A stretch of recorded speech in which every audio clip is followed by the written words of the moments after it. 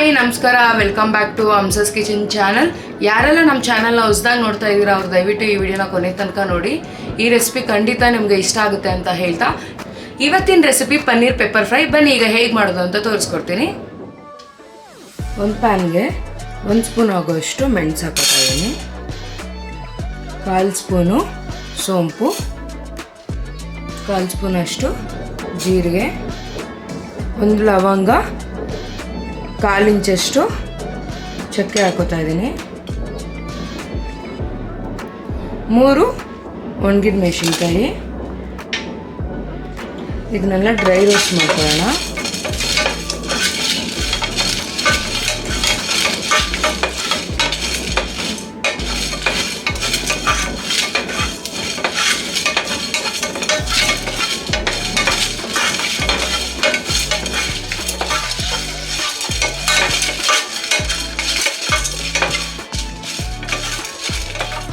ಇನ್ನೇನು ಇದನ್ನ ರಿಮೂವ್ ಮಾಡ್ಕೋಬೇಕಾದ್ರೆ ಒಂದು ಕಡ್ಡಿ ಕರಿಬೇವು ಹಾಕೋತಾ ಇದ್ದೀನಿ.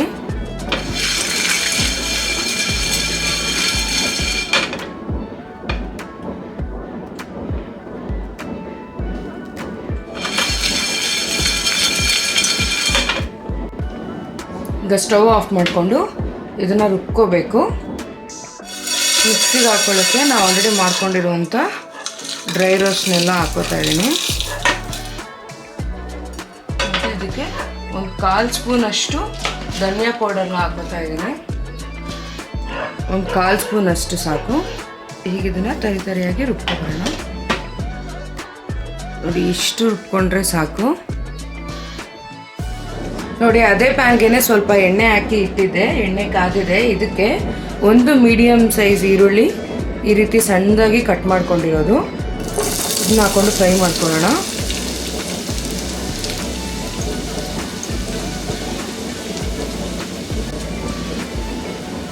ಹಾಗೆ ಸ್ವಲ್ಪ ಉಪ್ಪು ಹಾಕೋತಾ ಇದ್ದೀನಿ. ಉಪ್ಪು ಹಾಕೊಳ್ಳೋದ್ರಿಂದ ಬೇಗ ಬೇಯುತ್ತೆ.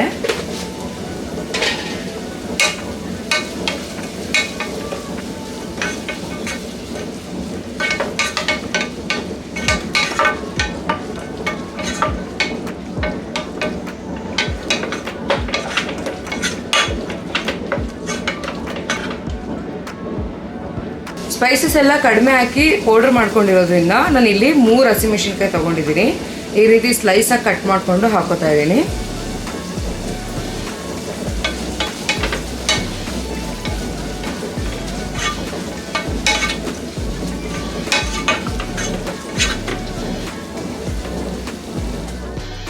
ನೋಡಿ, ಈರುಳ್ಳಿ ಗೋಲ್ಡನ್ ಬ್ರೌನ್ ಬಂದಿದೆ.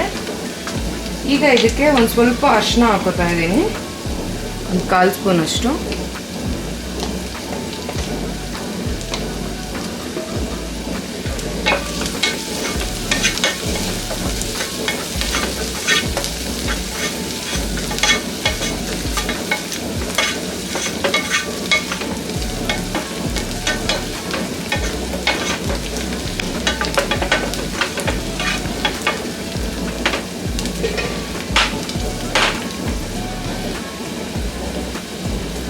ನಾವು ರುಬ್ಕೊಂಡಿರುವಂಥ ಪೌಡರ್ನ ಹಾಕೊಳ್ಳೋಣ.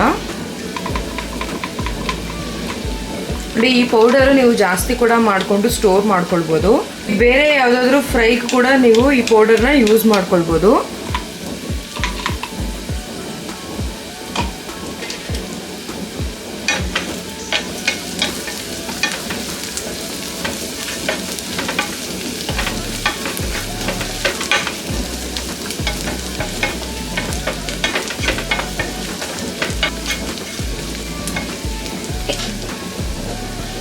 ನೋಡಿ, ಒಂದು 200 ಗ್ರಾಮ್ನಷ್ಟು ಪನ್ನೀರ್ನ ಈ ರೀತಿ ಕ್ಯೂಬ್ಸಾಗಿ ಕಟ್ ಮಾಡ್ಕೊಂಡಿದ್ದೀನಿ. ಈಗ ಇದನ್ನು ಪನ್ನೀರ್ನ ಹಾಕೋತಾ ಇದ್ದೀನಿ.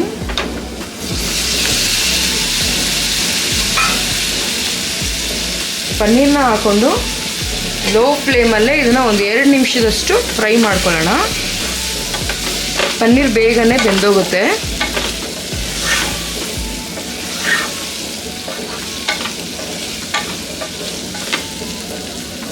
ನೀವು ನೋಡ್ತಾ ಇರ್ಬೋದು ಎಷ್ಟು ಕಲರ್ಫುಲ್ ಆಗಿದೆ. ಹಾಗೆ ಟೇಸ್ಟ್ ಕೂಡ ತುಂಬಾ ಚೆನ್ನಾಗಿರುತ್ತೆ, ಸ್ಮೆಲ್ ಕೂಡ ತುಂಬ ಚೆನ್ನಾಗಿ ಬರ್ತಾ ಇದೆ.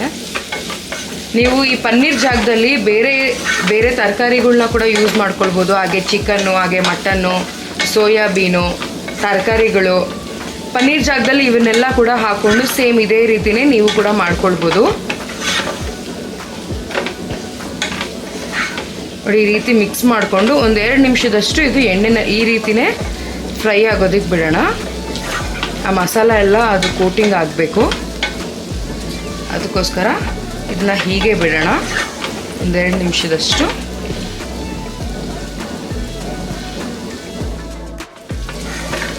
ನೋಡ್ತಾ ಇದ್ರೆ ತಿನ್ನಬೇಕು ಅಂತ ಅನ್ನಿಸ್ತಾ ಇದೆ. ಸ್ಮೆಲ್ ಅಂತೂ ತುಂಬ ಸಖತ್ತಾಗಿ ಬರ್ತಾ ಇದೆ. ಆ ಪೆಪ್ಪರು ಮತ್ತು ಹಸಿಮೆಣಸಿನ್ಕಾಯಿ,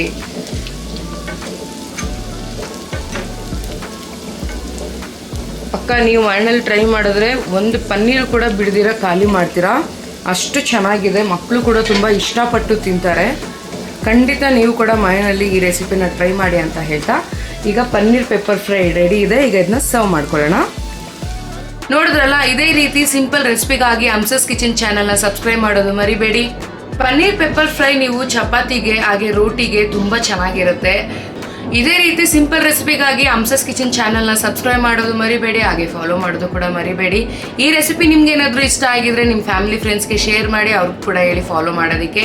ಹಾಗೆ ಪಕ್ಕದಲ್ಲಿರೋ ಬೆಲ್ ಐಕಾನ್ನ ಆನ್ ಮಾಡ್ಕೊಳ್ಳಿ, ನಾವು ಅಪ್ಲೋಡ್ ಮಾಡೋ ಎಲ್ಲ ನೋಟಿಫಿಕೇಶನ್ ನಿಮ್ಗೆ ಸಿಗುತ್ತೆ ಅಂತ ಹೇಳ್ತಾ, ಈ ರೆಸಿಪಿ ನೋಡಿದ್ದಕ್ಕಾಗಿ ಧನ್ಯವಾದಗಳು.